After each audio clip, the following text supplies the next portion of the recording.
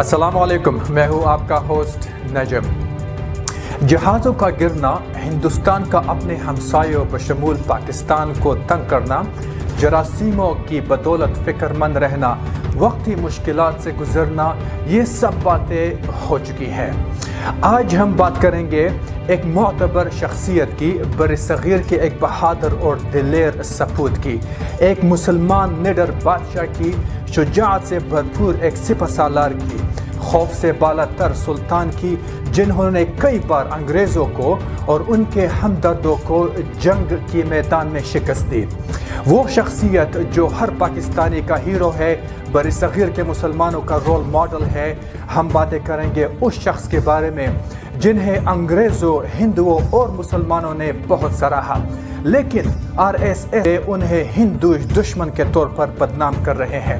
ہم بات کریں گے شہید ٹیپو سلطان کی۔ ٹیپو سلطان 20 نومبر 1750 کو دیوان حالی میں پیدا ہوئے۔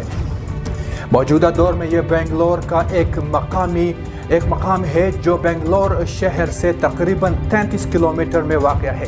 ٹیپو سلطان کا نام آرکاٹ کے بزرگ ٹیپو مستان اولیاء کے نام پر ہے۔ اسے اپنے دادا فتح محمد نام کی مناسبت سے فتح علی بھی کہا جاتا ہے۔ والد حیدر علی نے ٹیپو سلطان کی تعلیم پر خاص توجہ دی۔ فوج اور سیاسی امور میں اسے نوعمری میں ہی شامل کیا گیا تھا۔ صرف 17 سال کی عمر میں ٹیپو سلطان کو اہم سفارتی اور فوجی امور پر آزادانہ اختیار دے دیا گیا تھا۔ اسے اپنے والد حیدر علی، جو جنوبی بھارت کے سب سے زیادہ طاقتور حکمران کے طور پر ابھر کر سامنے آئے تھے، کا دایاں ہاتھ سمجھا جاتا تھا۔ ٹیپو سلطان کا پورا نام فتح علی ٹیپو تھا۔ آپ کے والد سلطان حیدر علی نے ہندوستان میں 50 سال تک انگریزوں کو بزور طاقت روکے رکھا اور کئی بار انگریز افواج کو شکست فاش بھی دی۔ ٹیپو سلطان کا مشہور قول کسے یاد نہیں، شیر کی ایک دن کی زندگی گیدڑ کی 100 سالہ زندگی سے زیادہ بہتر ہے۔ اگر آپ نے اس چینل کو ابھی تک سبسکرائب نہیں کیا تو پلیز سبسکرائب کر لیں تاکہ آپ کو دلچسپ معلومات ملتی رہے۔ ٹیپو سلطان نے برطانوی سامراج کے خلاف ایک مضبوط مزاحمت فراہم کی اور بر صغیر کے لوگوں کو غیر ملکی تسلط سے آزاد کرنے کے لیے سنجیدہ اور عملی اقدامات کیے۔ ٹیپو سلطان نے انتہائی دور رس اثرات کے حامل فوجی اصلاحات نافذ کی، صنعت و تجارت کو فروغ دیا اور انتظامیہ کو اثر نو منظم کیا۔ سلطان کو اس بات سے اتفاق تھا کہ بر صغیر کے لوگوں کا سب سے پہلا اور اہم مسئلہ برطانوی اخراج ہے، جبکہ اس دور میں نظام اور مرہٹوں نے ٹیپو سلطان کی طاقت کو اپنی بقا کے لیے خطرہ سمجھا اور انگریزوں سے اتحاد کر لیا۔ ٹیپو سلطان نے ترکی، ایران، افغانستان اور فرانس سے مدد حاصل کرنے کی کوشش کی مگر کامیاب نہ ہو سکے۔ میسور کی آخری جنگ کے دوران ٹیپو سلطان نے محاصرہ کرنے والے انگریزوں کے خلاف بھرپور مزاحمت کی اور قلعوں کو بند کر دیا، لیکن غدار ساتھیوں نے دشمن کے لیے قلعے کا دروازہ کھول دیا اور قلعے کے میدان میں زبردست جنگ چھڑ گئی۔ بارود کے ذخیرے میں آگ لگ جانے کے باعث مزاحمت کمزور ہو گئی۔ اس موقع پر فرانسیسی آفیسر نے ٹیپو سلطان کو چترا درگاہ بھاگ جانے کی اور اپنی جان بچانے کا مشورہ دیا، مگر ٹیپو سلطان راضی نہ ہوئے اور 4 مئی 1799 کو میدان جنگ میں دشمنوں سے لڑتے ہوئے شہید ہو گئے۔ ٹیپو سلطان قد میں اپنے والد حیدر علی سے چھوٹے تھے۔ ان کا رنگ گہرا تھا، آنکھیں بڑی تھی، وہ عام سے دکھتے تھے اور وزن میں ہلکے کپڑے پہنتے تھے۔ ان کو بیشتر گھوڑے پر سوار دیکھا جاتا تھا۔ وہ گھڑ سواری کو بہت بڑا فن مانتے تھے اور اس میں انہیں مہارت بھی حاصل تھی۔ انہیں ڈولی میں سفر کرنا سخت ناپسند تھا۔ ٹیپو سلطان کی شخصیت کی ایک جھلک برٹش لائبریری میں رکھی ایک کتاب an account of Tipu Sultan court میں بھی ملتی ہے، جس کی تفصیلات ان کے منشی محمد قاسم نے ان کی شہادت کے بعد ایک انگریز تاریخ دان کو دی تھی۔ اس میں لکھا ہے کہ ٹیپو سلطان درمیانی قد کے تھے، ان کا ماتھا چوڑا تھا، وہ سلیٹی رنگ کی آنکھوں، اونچی ناک اور پتلی کمر کے مالک تھے۔ ان کی مونچھیں چھوٹی تھی اور داڑھی مکمل طور پر صاف تھی۔ لندن کے وکٹوریا اینڈ البرٹ میوزیم میں ان کی ایک پینٹنگ ہے جس میں وہ ہرے رنگ کی پگڑی پہنے ہوئے ہیں اور ہرے رنگ کا جامہ بھی پہن رکھا ہے جس میں شیر جیسی دھاریوں والی کمر بند بھی ہے۔ بازو میں ایک بیلٹ میں لال میان کے اندر ایک تلوار لٹک رہی ہے۔ 14 فروری 1799 کو جنرل جارج ہیرس کی رہنمائی میں 21,000 فوجیوں نے ویلور سے میسور کی جانب کوچ کیا۔ 20 مارچ کو امبر کے نزدیک 16,000 فوجیوں کا ایک اور دستہ ان کے ساتھ آ ملا جس میں کنور کے قریب جنرل سٹیورٹ کی کمان میں 6,420 فوجیوں کا دستہ بھی شامل ہو گیا تھا۔ ان سبھی نے مل کر ٹیپو سلطان کے سرنگا پٹم کے قلعے پر چڑھائی کر دی تھی۔ مشہور تاریخ دان جیمز مل اپنی کتاب میں the history of British India میں لکھتے ہیں کہ ٹیپو سلطان کی آدھی سلطنت پر 6 برس قبل انگریزوں نے قبضہ کر لیا تھا۔ ان کے پاس جو زمین بچی تھی اس سے انہیں سالانہ 1 کروڑ روپے سے زیادہ آمدنی ہوتی تھی، جبکہ اس وقت انگریزوں کو ملنے والی کل زر مبادلہ 9 کروڑ روپے تھا۔ آہستہ آہستہ انگریزوں اور ان کے اتحادیوں نے سرنگا پٹن کے قلعے کو گھیر لیا اور 3 مئی 1799 کو توپوں سے حملہ کے بعد اس کے صدر دیوار میں سوراخ کر دیا۔ ٹیپو سلطان کی فوج نے غداری کی، حالانکہ سوراخ زیادہ بڑا نہیں تھا، لیکن اس کے باوجود جارج ہیرس نے اپنے فوجیوں کو اس کے ذریعے قلعے کے اندر بھیجنے کا فیصلہ کر لیا۔ اصل میں ان کے پاس کوئی اور راستہ ہی نہیں تھا۔ 3 مئی کی رات تقریباً 5,000 فوجی جن میں تقریباً 3,000 انگریز تھے خندقوں میں چھپ گئے تاکہ ٹیپو سلطان کی فوج کو ان کی سرگرمی کا پتہ نہ لگے۔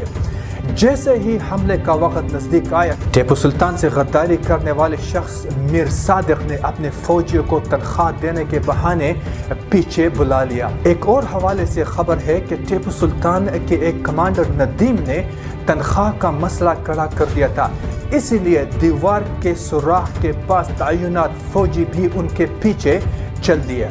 اسی وقت انگریزوں نے پیچھے سے حملہ بھول دیا۔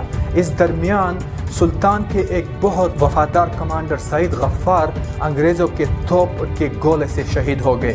جیسے ہی غفار کی موت واقعہ ہوئی، قلعے سے غدار فوجیوں نے انگریزوں کی جانب سفید رومال ہلانے شروع کر دیے۔ یہ پہلے طے تھا کہ جب ایسا کیا جائے گا تو انگریز فوج قلعے پر حملہ بھول دے گی۔ جیسے ہی سگنل ملا، انگریز فوج نے دریا کے کنارے کی جانب بڑھنا شروع کر دیا، جو وہاں سے صرف 100 گز کے فاصلے پر تھا۔ دریا بھی محض 280 گز چوڑا تھا، کہیں ٹخنے تک پانی تھا تو کہیں کمر تک۔ میجر الیگزینڈر اپنی کتاب میں لکھتے ہیں، حالانکہ انگریزوں کی آگے بڑھتے ہوئے فوج کو قلعے سے بڑی آسانی سے توپوں کا ہدف بنایا جا سکتا تھا، پھر بھی خندقوں سے نکل کر انگریز فوجی محض 7 منٹ کے اندر قلعے کی دیوار کے سوراخ کے اندر داخل ہو گئے۔ سوراخ پر قبضہ حاصل کرنے کے بعد برطانوی فوج 2 حصوں میں تقسیم ہو گئی۔ بائیں جانب بڑھنے والی فوج کو ٹیپو سلطان کی جانب سے سخت مشکلات کا سامنا کرنا پڑا۔ ٹیپو کی فوج کے ساتھ دست بدست مقابلے میں اس دستے کی رہنمائی کرنے والے کرنل ڈنلپ کی کلائی پر تلوار سے گہرا زخم لگا، جس کے بعد ایک اور دستے کو آگے بڑھنے سے روکنے میں ٹیپو سلطان کی فوج کامیاب رہی۔ اس دوران ٹیپو سلطان اپنی فوج کی ہمت بڑھانے خود جنگ میں شامل ہو چکے تھے۔ ڈنلپ کی جگہ لیفٹیننٹ فارکیوہار نے لی، لیکن وہ بھی جلد واصل ہو گئے۔ 4 مئی کو صبح ٹیپو سلطان نے اپنے گھوڑے پر سوار ہو کر قلعے کی دیوار میں ہونے والے سوراخ کا معائنہ کیا اور اس کی مرمت کا حکم دیا۔ اس کے بعد وہ غسل کرنے کے لیے چلے گئے۔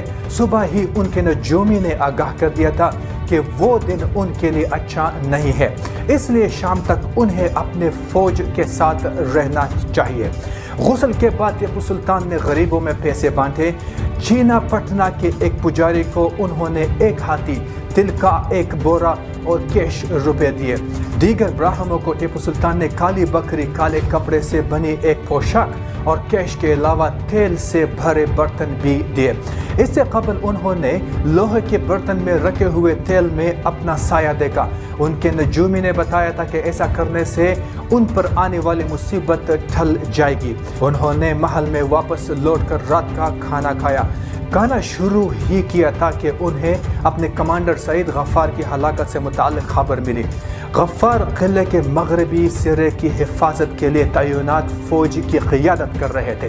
टीपू सुल्तान ये खबर सुनते ही खाना छोड़कर उठ गए। उन्होंने हाथ धोए और घोड़े पर सवार होकर उस जानिब निकल पड़े जहां दीवार में सुराख हुआ था। लेकिन उनके पहुंचने से पहले ही अंग्रेजों ने वहां अपना झंडा लहरा दिया था और किले के दूसरे इलाकों की जानिब बढ़ना शुरू हो चुके थे। टीपू सुल्तान को गोली लगी और घोड़ा भी मारा गया। इस जंग में टीपू सुल्तान ने ज़्यादातर लड़ाई आम फौजियों की तरह दिलेराना और पैदल ही लड़ी।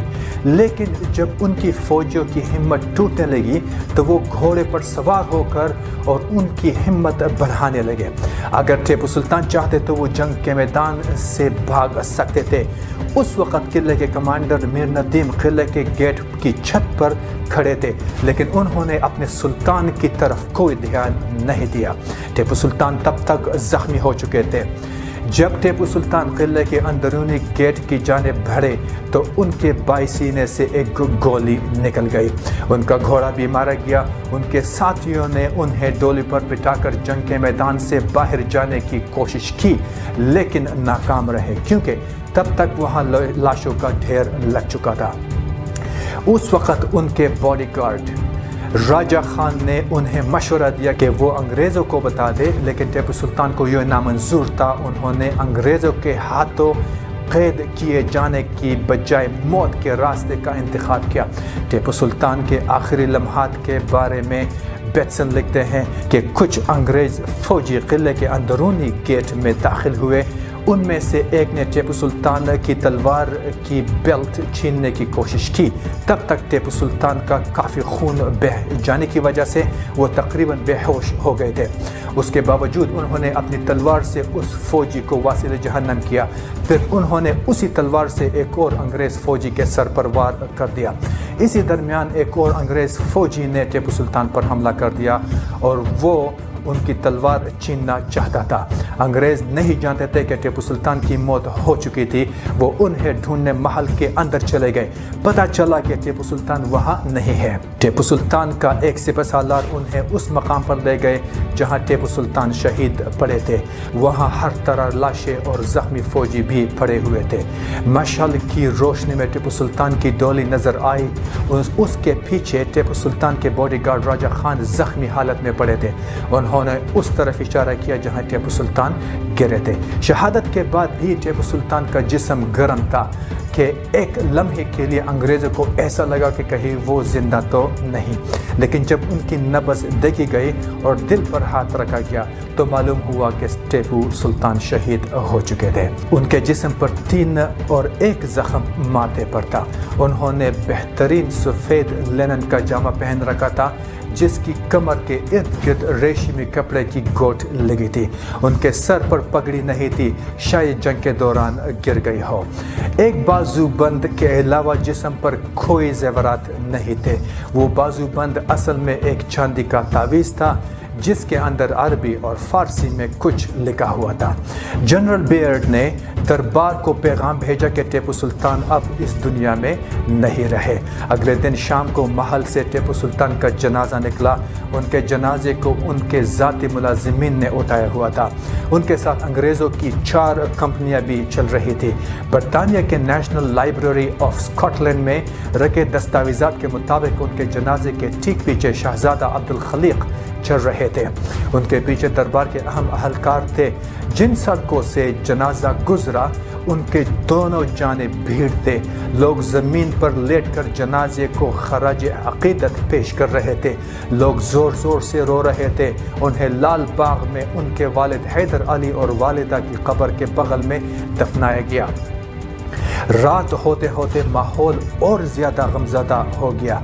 جب بادلوں کی گرج کے ساتھ زبردست آندھی چلی، اس آندھی میں 2 انگریز اہلکار ہلاک ہو گئے اور متعدد زخمی بھی ہو گئے۔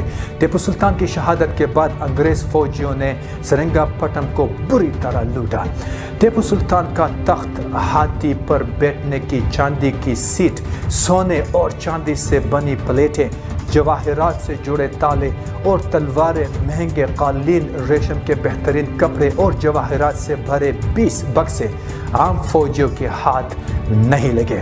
ٹیپو سلطان کی بہترین لائبریری کو بھی کوئی نقصان نہیں پہنچا، جس میں تاریخ، سائنس اور احادیث کے بارے میں عربی، فارسی اور اردو زبانوں میں 2000 سے زیادہ کتابیں تھیں۔ انگریزوں کی فوج کی جانب سے ایک ہیرے سے بنا ستارہ اور ٹیپو سلطان کی تلوار ویلزلی کو پیش کی گئی۔ میجر الیگزینڈر ایلن نے اپنی کتاب میں لکھا ہے کہ ہیرس نے ٹیپو سلطان کی ایک اور تلوار بیرڈ کو تحفے میں دے دی اور سلطان کے تخت میں جڑے شیر کے سر کو ونڈسر کیسل کے خزانے میں بھیج دیا گیا۔ ٹیپو سلطان کی تلوار لارڈ کے پاس یادگار کے طور پر بھیج دی گئی۔ تب تک انگریزوں کا سامنا ہندوستان میں ٹیپو سلطان جیسے بادشاہ سے نہیں ہوا تھا۔ ٹیپو سلطان کے بعد انگریزوں کو جنگ میں چیلنج کرنے والا کوئی نہیں بچا تھا۔ ٹیپو سلطان کی شہادت کے بعد مشرق کی پوری سلطنت انگریزوں کے قبضے میں آ گئی۔ ٹیپو سلطان کی زندگی ایک سچے مسلمان کی زندگی تھی۔ وہ مذہبی تعصب سے پاک تھے۔ یہی وجہ تھی کہ غیر مسلم ان کی فوج اور ریاست میں اعلیٰ عہدوں پر فائز تھے۔ ٹیپو سلطان نے اپنی مملکت کو مملکت خدا داد کا نام دیا تھا۔ حکمران ہونے کے باوجود خود کو عام آدمی سمجھتے تھے۔ باوضو رہنا اور تلاوت قرآن پاک آپ کے معمولات میں شامل تھی۔ ظاہری نمائش سے اجتناب برتتے تھے۔ ہر شاہی فرمان کا آغاز بسم اللہ سے کیا کرتے تھے۔ زمین پر کھدر بچھا کر سویا کرتے تھے۔ ٹیپو سلطان کو 7 زبانوں کا حکمران بھی کہا جاتا تھا۔ آپ کو عربی، فارسی، اردو، فرانسیسی، انگریزی سمیت کئی زبانوں پر دسترس حاصل تھی۔ آپ مطالعے کے بہت شوقین تھے اور ذاتی کتب خانے کے مالک تھے، جس میں کتابوں کی تعداد کم و بیش 2000 بیان کی جاتی ہے۔ اس کے علاوہ آپ سائنسی علوم میں خاصی دلچسپی رکھتے تھے۔ آپ کو برصغیر میں راکٹ سازی کا معجد کہا جاتا ہے۔ ہر جنگ میں اپنی افواج کے شانہ بشانہ رہنے والے ٹیپو سلطان اپنے زمانے کے تمام فنون صبح گوری سے واقف تھے۔ اپنی افواج کو پیادہ فوج کی بجائے سواروں اور توپ خانے کی شکل میں زیادہ منظم کیا۔ اسلحہ سازی، فوجی نظم و نسق اور فوجی اصلاحات میں تاریخ ساز کام کیا۔ شیر میسور کہلانے والے ٹیپو سلطان نے داد شجاعت دیتے ہوئے کئی انگریزوں کو واصل جہنم کیا تھا۔ شاعر مشرق علامہ محمد اقبال کو ٹیپو سلطان شہید سے خصوصی محبت تھی۔ 1929 میں آپ نے شہید سلطان کے مزار پر حاضری دی اور 3 گھنٹے بعد باہر نکلے تو شدت جذبات سے آنکھیں سرخ تھیں۔ انہوں نے فرمایا، ٹیپو کی عظمت کو تاریخ کبھی فراموش نہیں کر سکے گی۔ وہ مذہب ملت اور آزادی کے لیے آخری دم تک لڑتا رہا، یہاں تک کہ اس مقصد کی راہ میں شہید ہو گیا۔ ٹیپو سلطان کے سیکولر کردار اور تحریک آزادی میں کردار کے اعتراف میں ہر سال نومبر میں کرناٹک محکمہ ثقافت ٹیپو سلطان جینتی مناتا تھا۔ تاہم 2019 میں بی جے پی کے شرپسند حکومت کے برسر اقتدار آنے کے بعد ان تقاریب کے بند کرنے کا اعلان کر دیا گیا۔ میسور کے حکمران ٹیپو سلطان کو ایک بہادر اور محب وطن حکمران کے طور پر ہی نہیں بلکہ مذہبی رواداری کے علمبردار کے طور پر بھی یاد کیا جاتا ہے۔ لیکن کچھ عرصے سے بی جے پی کے رہنما اور دائیں بازو کے نظریات کے مورخ ٹیپو سلطان کو ظالم اور ہندو دشمن مسلمان کے حکمران کے طور پر پیش کرنے کی کوشش کر رہے ہیں۔ ٹیپو سلطان کو ہندوؤں کا قتل عام کرنے والا حکمران بتایا جا رہا ہے۔ کرناٹک کے انتخابی مہم کے دوران بھی کئی بار یہ سوال اٹھایا گیا کہ ٹیپو سلطان ریاست کا ہیرو ہے یا ہند دشمن حکمران۔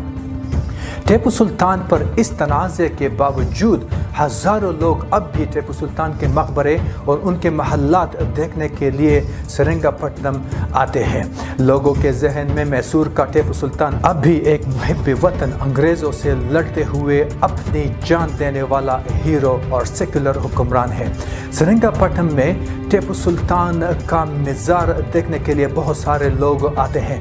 کرناٹک کے سابقہ کانگریس حکومت نے چند برس قبل ٹیپو سلطان کو افتخار کرناٹک قرار دیا اور ان کے یوم پیدائش پر سرکاری طور پر جشن منانا شروع کر دیا گیا ہے۔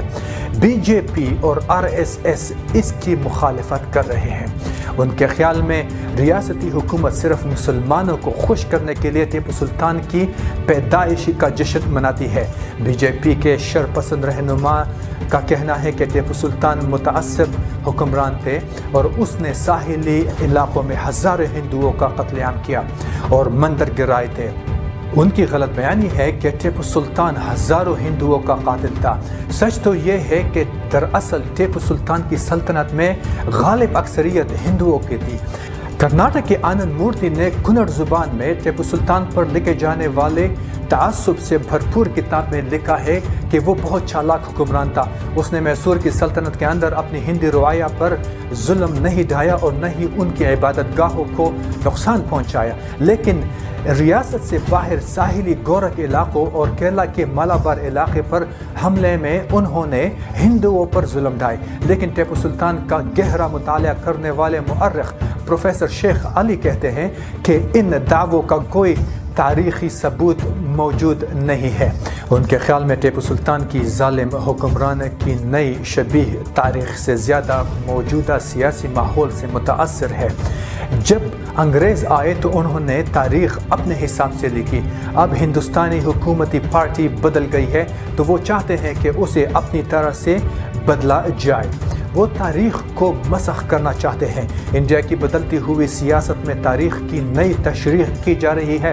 انڈیا کی مسلح افواج کے سپریم کمانڈر کا کہنا ہے کہ ٹیپو سلطان ایک ہیرو تھے جنہوں نے انگریز کے فوج کے خلاف لڑتے ہوئے اپنی جان دے دی تھی۔ بھارتی صدر کووند نے کہا ہے کہ میسور راکٹ بنانے اور استعمال کرنے میں ٹیپو سلطان کا کلیدی کردار تھا اور یہ ٹیکنالوجی بعد میں یورپی ممالک نے استعمال کی تھی۔ ابھی کے لیے اتنا ہی، انشاءاللہ پھر ملیں گے ایک نئے ٹاپک کے ساتھ، مگر جانے سے پہلے اس چینل کو ضرور سبسکرائب کر لیں۔ اللہ حافظ۔